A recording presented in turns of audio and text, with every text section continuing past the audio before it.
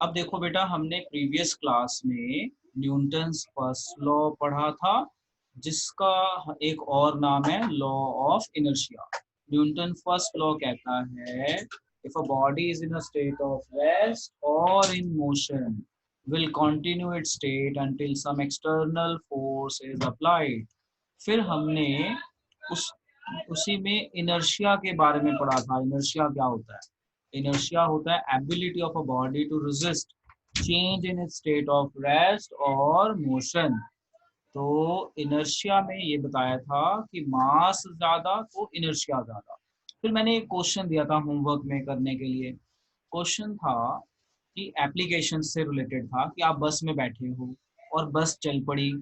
तो जैसे ही बस चलती है तो आप ना पीछे की तरफ आपको जर्क लगता है, और जब चलती हुई बस रुकती है तो आप आगे की तरफ गिर जाते हो। तो इससे रिलेटेड हमने कुछ क्वेश्चंस आज करने हैं, और न्यूटन सेकंड लॉ हम सीखेंगे। बहुत ही इंपॉर्टेंट टॉपिक है और हम अपनी डेली लाइफ में ये सब चीजें एक्सपीरियंस करते हैं। तो अब हम चलते हैं अपने क्वेश्चन पे, बस वाले पे और उससे रिलेटेड और क्वेश्चंस पे। तो सबसे पहला क्वेश्चन हम आपको करवाते हैं। देखो जी, सबसे पहला क्वेश्चन आप लोगों को आपकी स्क्रीन पे नजर आ रहा होगा। तो इस क्वेश्चन का, ये क्वेश्चन क्या कहता है, देखो आपके सामने है। कहता है explain why some of leaves may get detached from a tree if we vigorously shake the branch। तो इसने ट्री बोला है, तो मैं ट्री तो नहीं बनाता, मैं ट्री की जगह एक प्लांट बना देता हूँ। मान लो ये एक गमले में लगा हुआ प्लांट है, ठीक है, बिल्कुल सीधा प्लांट है, और ये इसमें इस तरह से लीव्स लगे हुए हैं। ठीक है, इस प्लांट में इस तरह से लीव्स लगे हुए हैं। आप क्या करो, आप प्लांट को शेक करो, मतलब प्लांट को पकड़ के ना शेक करो। तो जैसे ही आप शेक करोगे प्लांट मोशन में आ जाएगा, बट जो लीव्स हैं, प्लांट मोशन में आ जाएगा, बट जो लीव्स हैं ये इनर्शिया के कारण मोशन में नहीं आएंगी जल्दी। इनर्शिया के कारण मोशन में नहीं आएंगी और ये टूट जाएंगी, टूट के नीचे गिर जाएंगी। अब क्वेश्चन पढ़ो, आपको समझ में आ जाएगा। देखो, कहता है explain why some of the leaves get detach. Detach का मतलब होता है टूट जाना, निकल जाना, फ्रॉम ट्री। इसने ट्री बोला है, मैंने प्लांट ले लिया। छोटा ट्री, मान लो आपके घर के आसपास छोटा ट्री है, उसको हिला दो। If vigorously shake the branch, तो ऐसा क्यों होता है? तो एक बार दोबारा बताता हूँ कि जब हम किसी प्लांट को या ट्री को शेक करते हैं, देखो मैं बहुत ही सिंपल तरीके से बता रहा हूँ, इसकी थ्योरी लिख लेना। जब हम किसी प्लांट को शेक करते हैं तो जो प्लांट है ना वो मोशन में आ जाता है। प्लांट की ब्रांच, जो प्लांट की ब्रांच है, ब्रांच को पकड़ोगे ना तो प्लांट की ब्रांच जो है वो मोशन में आ जाएगी। बट जो लीव्स हैं, लीव्स में इनर्शिया होता है। इनर्शिया मतलब मास होता है। इनर्शिया के कारण मोशन में नहीं आती। मोशन में, not come in motion, okay, not come in motion, okay, motion में ना आने के कारण उनको जर्क फील होता है, और जर्क के कारण वो डिटैच हो जाते हैं। डिटैच मतलब गिर जाते हैं, टूट के डिटैच हो जाते हैं, बस यही रीजन है। तो इसी की अब हमें थ्योरी बनानी है। देखो बहुत ही इंपॉर्टेंट क्वेश्चन, और ये न्यूटन फर्स्ट लॉ पे बेस्ड है। इसे हम एप्लीकेशन भी कहते हैं न्यूटन फर्स्ट लॉ का। क्या है हमारा न्यूटन फर्स्ट लॉ? कि जब कोई बॉडी रेस्ट में है तो रेस्ट में रहेगी, मोशन में तो मोशन में रहेगी। तो प्लांट रेस्ट में था, तो जब आपने हिलाया ब्रांच को तो ब्रांच मोशन में आ गई, बट लीफ रेस्ट में ही रहने की कोशिश करती है। नॉट इन मोशन मतलब रेस्ट में रहेगी। तो रेस्ट में रहने के कारण उसको जर्क फील होता है और वो डिटैच हो जाती है। ऐसा ही बस में होता है जब हम बैठते हैं, तो उसको मैं बाद में बताऊंगा। लिखो आंसर इसका, इसका आंसर लिखो कि when we shake branch of a tree. Answer लिखो, व्हेन वी शेक, बेटा लिख लो और याद भी कर लो। When we shake branch of a tree, ठीक है, so branch comes in motion, branch comes in motion, but leaves due to inertia of rest, rest में था ना तो inertia of rest बोलेंगे, inertia of rest maintains the state of rest, maintains the state of rest and gets jerk, detach itself from the plant, gets jerk and detach itself from tree। बस ये answer है मोटा मोटा सा। चलो जल्दी से नोट कर लो और याद भी कर लो, जल्दी से नोट कर लो, याद भी कर लो। चलो अब मैं एक बार इसे दोबारा समझा देता हूँ, देखो कैसे बताना है। मैंने ये फ्लो चार्ट यहाँ सर्कल कर दिया है, तो बस इस फ्लो चार्ट को देखो, थ्योरी खुद बना लो, रट्टा बेटा नहीं मारना है, सोचना है। ये सब्जेक्ट मैथ की तरह हो जाएगा, अब धीरे धीरे ये सब्जेक्ट मैथ की तरह हो जाएगा, अब ये थ्योरेटिकल नहीं रहने वाला है। देखो आपने कैसे लिखना, अगर ऐसा कोई क्वेश्चन आ जाए या इससे कोई मिलता जुलता क्वेश्चन आ जाए, तो आप लिखिए कि plant, when we shake plant, the plant branch come in motion, क्योंकि आप ब्रांच को ही पकड़ोगे, but leaves due to inertia of rest maintain rest and feel jerk and detach। so इसलिए लीव्स नीचे गिर जाती हैं विग्रसली शेक करने पे। तो आप ये एक्सपेरिमेंट अपने घर के आसपास कोई छोटा पेड़ हो उसके साथ करके देखो, उसके एक ब्रांच पकड़ो, उसको जोर जोर से हिलाओ, इतनी जोर से मत हिलाना कि उस ब्रांच ही टूट जाए, ब्रांच नहीं टूटनी चाहिए, धीरे धीरे हिलाना। तो आप देखोगे जब हिलाओगे तो लीव्स कुछ टूट के गिर जाएंगी, वो फर्स्ट लॉ के कारण है, क्योंकि जब आप हिलाते हो ब्रांच को, ब्रांच मोशन में आ जाएगी, लीव्स रेस्ट में रहेंगी इनर्शिया के कारण, उनको जर्क फील होगा और वो टूट के गिर जाएंगे। ऐसा ही कुछ बस में होता है। चलो बस वाला क्वेश्चन कर लेते हैं और उसको समझ लेते हैं। ये रहा जो मैंने होमवर्क में दिया था आपको, बस वाला question. So let's try to understand bus वाला क्वेश्चन। देखो जी, why do you fall forward, ठीक है, direction when a moving bus stop, तो यहाँ पे मूविंग बस की बात कर रहा है। And fall backward when it accelerates, मतलब चलना शुरू कर दे, तो बिल्कुल वही क्वेश्चन है, ठीक है। तो अब मैं आपको समझाता हूँ। मान लो आप हो ये, यू आर दिस, ये आप है, और आप एक बस में खड़े हैं, आप एक इसमें खड़े हैं बस में। जैसे ही बस चलेगी, जैसे ही बस चलेगी तो आप बैकवर्ड गिरेंगे। कहाँ गिरेंगे? आप बैकवर्ड गिरेंगे, अगर किसी चीज को नहीं पकड़ेंगे तो बैकवर्ड गिर जाएंगे। और चलती हुई बस रुक जाएगी तो आप फॉरवर्ड गिरेंगे, चलती हुई बस रुक जाएगी तो आप कहाँ गिरेंगे? आगे, जिसे हम बोलेंगे फॉरवर्ड। तो बैकवर्ड कब कब गिरोगे? व्हेन बस स्टार्ट्स मूविंग, जब बस स्टार्ट्स करेगी मूवमेंट, बस स्टार्ट्स मूविंग। और फॉरवर्ड कब गिरोगे? फॉरवर्ड कब गिरोगे? कि व्हेन मूविंग बस स्टॉप्स, जब आपकी मूविंग बस क्या होगी? मूविंग बस जो है स्टॉप हो जाए, मूविंग बस स्टॉप हो जाए तो आप फॉरवर्ड गिरोगे और ये आगे। अब इस कंडीशन को समझते हैं, देखो कैसे, जरा ध्यान से समझो। पहले हम समझते हैं स्टार्ट्स मूविंग, पहला केस ले लेते हैं, बस स्टार्ट्स मूविंग वाला केस। अब समझना जरा ध्यान से। मान लो ये आप हो, ठीक है, मान लेते हैं ये आप हो, बस चल पड़ी। तो जब बस मूव करेगी, बस मूव करेगी, आप रेस्ट में हो, तो आपकी बॉडी रेस्ट मेंटेन करने की कोशिश करेगी। देखो ये बस है, बस चल पड़ी, तो बस तो चल पड़ी, आप थोड़ी चल पड़े, आप तो बस के ऊपर हो ना, तो आप, आपकी बॉडी रेस्ट पे है, तो रेस्ट के कारण आपकी बॉडी रेस्ट मेंटेन करने की कोशिश करेगी। तो रेस्ट मेंटेन करने के चक्कर में आप बैकवर्ड गिरोगे। तो यही इसका आंसर है कि व्हेन बस स्टार्ट्स मूविंग, बस कम्स इन मोशन, बस comes in motion, but our body tries to remain in the state of rest and hence we feel backward jerk due to inertia of rest। देखो यहाँ पे इसका answer बन गया, ये case ए हो गया। फिर मैं केस बी डिस्कस करूंगा, मैं यहाँ लिखता हूँ, लिख लेना साथ में। तो ये है when a bus starts moving, when a bus starts moving, bus comes in motion, bus comes in motion, but our body due to inertia of rest, due to inertia of rest, क्या लिखेंगे? due to inertia of rest tries to maintain its state of rest, its state of rest, and fall backwards। Yes बेटा, note कर लीजिए, ये case 1 हो गया जो मैंने आपको समझाया है, वेरी वेरी इंपॉर्टेंट।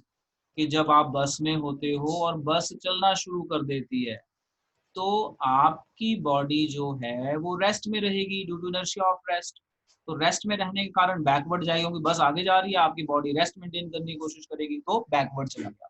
अब इसका केस बी, मूविंग बस रुक गई, ठीक है जी, अब आप भी मोशन में आ गए होंगे, जर्क लग गया तो अब आप भी मोशन में आ गए, अब आप बस में बैठ गए। अब इसका केस बी है कि बस चल रही है, आप बस में हैं, बस ने चलते चलते रुक गई, यानी हम लिखेंगे मूविंग बस स्टॉप्स। अब मूविंग बस तो स्टॉप हो गई, क्योंकि बस में तो ब्रेक लगी थी, तो ब्रेक की मोशन रुक गई।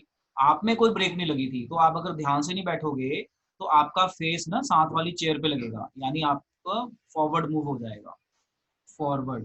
ध्यान से नहीं बैठोगे तो मुंह पे चोट लग जाएगी, सही से पकड़ के नहीं बैठते बस में, तो बस यही क्वेश्चन है कि व्हेन मूविंग बस स्टॉप्स, तो bus comes in rest but our body due to motion, क्योंकि अब आप बस में थे, एक बार चल पड़ी तो आपकी बॉडी भी मोशन में आ जाती है। तो आपकी बॉडी को तो ब्रेक लगा नहीं, बस को तो ब्रेक लग गया, तो आपकी बॉडी मोशन में रहेगी और सीधा आगे टकराएगी। तो आप अगर ध्यान से बस में पकड़ के नहीं बैठोगे सीट वगैरह को, तो आपका मुंह साथ वाले के सिर पे या फिर चेयर पे टकरा सकता है। तो यही आंसर आएगा। अब इसका आंसर देखो, इसका आंसर ये आएगा when a moving bus stops. When a moving bus stops, bus comes in rest. Bus comes in rest. But body tries to remain in state of motion due to inertia of motion. क्यों ऐसा हुआ? Due to inertia. ये word लिखने बहुत जरूरी है, अगर ये वर्ड ना लिखा ना नंबर नहीं मिलेंगे। Due to inertia of motion, hence we feel forward jerk, hence we feel forward और फॉल फॉरवर्ड और फील फॉरवर्ड जर्क। लो बेटा नोट कर लो, नोट करके डन बोलो। बहुत इंटरेस्टिंग क्वेश्चन है जो हमारे फर्स्ट लॉ पे बेस है। इसे हम कहते हैं एप्लीकेशंस ऑफ फर्स्ट लॉ। क्या नाम देते हैं इनको? Applications of first law. तो आप इसे अच्छे से समझिए, और इस तरह की बहुत सारी कंडीशंस पॉसिबल हैं जो आप खुद सोचिए एंड यूज योर ब्रेन। देखो बेटा, आगे वही बढ़ता है जो ब्रेन लगाता है। अगर आप रट्टा लगा रहे हो तो आप लोग आगे नहीं बढ़ सकते, ध्यान रखना। मैथ और साइंस 8 तक तो रट्टा लगा के काम चल जाता है साइंस में। अब रट्टा बिल्कुल नहीं काम करेगा, बिल्कुल भी नहीं, क्योंकि हम क्वेश्चन भी चेंज कर सकते हैं और सारा कुछ चेंज कर सकते हैं और मैथ्स जैसा ये सब्जेक्ट बन जाता है। अब आता है हमारा नेक्स्ट लॉ, बहुत इंपॉर्टेंट लॉ है। इस लॉ को हम कहते हैं सेकंड लॉ ऑफ मोशन। क्या है अब हमारा next law? Second law of motion. अब जो हमारा सेकंड लॉ है ना, ये है क्या, इसको मैं समझाता हूँ। उससे पहले आपको मुझे कुछ चीजें समझानी पड़ेंगी, पहले मैं वो समझा दूं, फिर मैं आपको सेकंड लॉ समझाऊंगा। सो देखो, मैं यहाँ पे लिखता हूँ and just try to understand. Second law को समझने के लिए कुछ चीजें आपको पता होनी चाहिए, जो मैं नोट के फॉर्म में कराऊंगा। तो नोट 1, सबसे पहले आपको पता होना चाहिए मोमेंटम क्या होता है। मोमेंटम, मोमेंटम का सिंबल हम पी लेते हैं, और मोमेंटम होता है मास इनटू वेलोसिटी। मोमेंटम की डेफिनेशन होती है मास इनटू वेलोसिटी। ये आप याद रखिए। तो अगर कोई आपसे पूछे what is momentum, so momentum is mass into velocity. Momentum की यूनिट बताओ, तो मास की यूनिट केजी होती है और वेलोसिटी की यूनिट मीटर पर सेकंड होती है। तो ये मोमेंटम की यूनिट हो गई। अब नोट नंबर 2, अब कोई आपसे पूछे भाई इनिशियल मोमेंटम बताओ क्या होता है। इनिशियल मोमेंटम, इनिशियल मोमेंटम को P1 कहते हैं, और इसका फॉर्मूला होता है P1 is equal to mass and initial velocity. Initial velocity U1, समझ में आया? इनिशियल वेलोसिटी को हम U कह देते हैं। So just keep in mind. तो अगर कोई आपसे पूछे व्हाट इज इनिशियल मोमेंटम, तो मास इनटू वेलोसिटी, बस वेलोसिटी में इनिशियल वेलोसिटी ले लो। तो P1 का मतलब होता है इनिशियल मोमेंटम। चलो इसी के बेस पे बताओ थर्ड नोट। फाइनल मोमेंटम का फॉर्मूला क्या होगा? फाइनल मोमेंटम बोलो, फाइनल मोमेंटम को P2 कहते हैं। बताओ फॉर्मूला क्या बनेगा? P2 is equal to mv, यानी वेलोसिटी फाइनल। देखो मास इनटू वेलोसिटी, तो वेलोसिटी इनिशियल होती है u, फाइनल होती है v। तो अगर मैं बोलूंगा फाइनल मोमेंटम तो P2 and P2 is equal to mv। बोलो बेटा समझ में आ रहा है? नोट करते जाओ। अब मैं अगर आपको बोलूं change in momentum, change in momentum, ये इंपॉर्टेंट है। Change in momentum, change in momentum का सिंबल होता है डेल्टा पी। ये जो मैंने ट्राइंगल बनाया ना, ट्राइंगल, इसे डेल्टा कहते हैं, डेल्टा पी। और डेल्टा पी का मतलब होता है P2 माइनस P1, मतलब final momentum minus initial momentum. अब आप इन सब की वैल्यू डाल दो। P2 की वैल्यू है mv और P1 की वैल्यू है mu। और आप क्या लिख सकते हो इसको? m कॉमन निकाल लो, v माइनस u लिख सकते हो। नोट करो, very very important, very very important, very very important. लो एक बार दोबारा समझाता हूँ, समझो, नोट भी करते रहो। मुझे सिखाना है second law of motion. Second law of motion सिखाने के लिए आपको कुछ चीजें पता होनी चाहिए। तो क्या चीजें पता होनी चाहिए? मोमेंटम, मोमेंटम क्या होता है? मास इनटू वेलोसिटी। जैसे एक पत्थर लो, पत्थर को फेंक दो, तो पत्थर में मास होता है ना, तो जब आपने फेंका तो उसमें वेलोसिटी भी आ गई, यानी वो मोमेंटम हो गया। यानी जब आपने किसी पत्थर को फेंका तो वो जो मूव कर रहा है ना उसे मोमेंटम बोलेंगे। या मैंने बोला तुम भागना शुरू करो, तो तुम्हारा मोमेंटम कितना है, यानी तुम्हारा मास और तुम्हारी वेलोसिटी कितनी है, वो मोमेंटम हो गया। तो मैंने बोला अपनी बुक्स उठा के फेंक दो और उसका मोमेंटम बताओ, यानी बुक्स का मास और जो फेंकते हुए वेलोसिटी आई उसका मल्टीप्लाई कर दो, मोमेंटम आ जाएगा। तो आई होप आपको समझ में आ गया मैं क्या कह रहा हूँ। अब मोमेंटम दो तरह का होता है। इनिशियल मोमेंटम मतलब इनिशियल वेलोसिटी लेनी है, मास into velocity, initial velocity. m मतलब मास और u और v आपको पता है वेलोसिटी। इसी तरह से मैं बोलूँ फाइनल मोमेंटम, तो फाइनल मोमेंटम क्या होता है? P2 m into we. और मैं आपको बोलूं चेंज इन मोमेंटम बताओ, तो चेंज इन मोमेंटम होता है डेल्टा पी। डेल्टा पी का मतलब होता है P2 माइनस P1, मतलब फाइनल माइनस इनिशियल। और ये किसके बराबर होता है? mv minus u। तो आई होप बेटा आपको समझ में आ गया होगा और आप इसे याद करें। अब मैं आगे लेके चलता हूँ थ्योरी को, और टॉपिक का नाम है हमारा सेकंड लॉ ऑफ मोशन। तो यहाँ पे मैंने बहुत सारी स्टोरीज दी हैं, इसको मैं सिंपल तरीके से समझाता हूँ। देखो सेकंड लॉ ऑफ मोशन क्या कहता है? सेकंड लॉ ऑफ मोशन कहता है rate of change of momentum is proportional to force applied. अगर कोई आपसे पूछे define Newton second law of motion, तो सेकंड लॉ ऑफ मोशन कहता है स्टेट्स दैट, ध्यान से समझना, states that rate of change of momentum. अब आपको समझ में आया मैंने क्यों पढ़ाया मोमेंटम? क्योंकि डेफिनेशन में मोमेंटम वर्ड यूज हो रहा है। States that rate of change of momentum is proportional. ये प्रोपोर्शनल का मतलब होता है equal to, near to, proportional to force applied, unbalanced force applied. तो ये छोटी डेफिनेशन लिखी है मैंने मोमेंटम की, जिसे आप याद कर सकते हैं। मोमेंटम की छोटी डेफिनेशन क्या बनी? States that rate of change of momentum is proportional to force applied। अब देखो bookish definition, second law of motion states that rate of change of momentum of an object is proportional। तो proportional का ना ये symbol है, ये इस तरह से जो मैंने सिंबल बनाया ना इन्फिनिटी वाला, ये proportional का सिंबल है, याद रखो नहीं पता तो। अप्लाइड अनबैलेंस्ड फोर्स, तो ये थोड़ी सी ना मुश्किल डेफिनेशन है, इसको मैंने इजी तरीके से बता दिया। States that rate of change of momentum is proportional to force applied. चलो इसे नोट करके मुझे डन बोलो, फिर आगे करा। हाँ जी, तो ये जो सेकंड लॉ ऑफ मोशन है ना, इसे Newton second law of motion भी कहते हैं। देखो न्यूटन ने दिए हैं law, first law Newton, second law Newton, third law Newton. तो मैंने न्यूटन लिखा नहीं है, तो समझ जाना ये न्यूटन सेकंड लॉ है।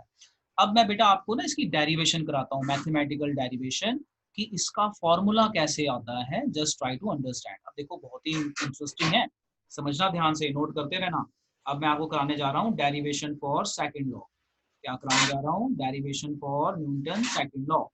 तो मैं इसी से डिराइव कराऊंगा। अब मैं इसी की करवाऊंगा डेरिवेशन।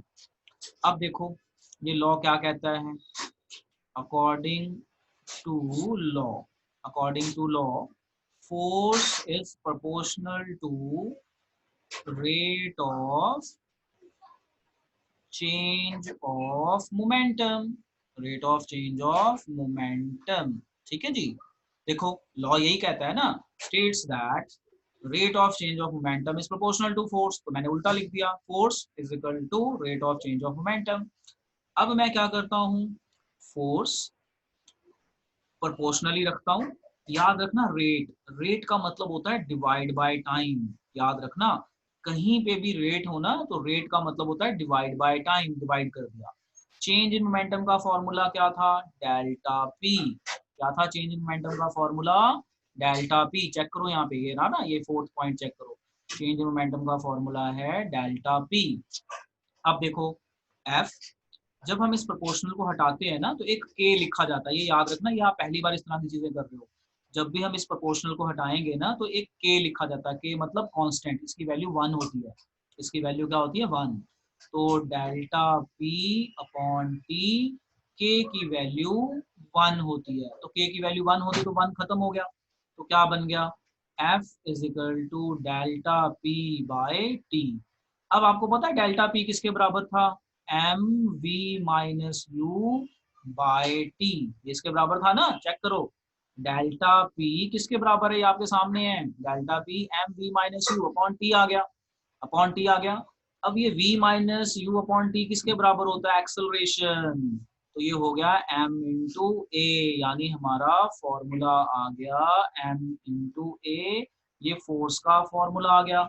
आपको याद है जब मैं न्यूटन्स फर्स्ट लॉ करा रहा था या फोर्स के बारे में बता रहा था, तो मैंने बताया था force is equal to mass into acceleration, जो मैं आपको बाद में बताऊंगा कैसे आया। लो आज बता दिया आपको कैसे आया।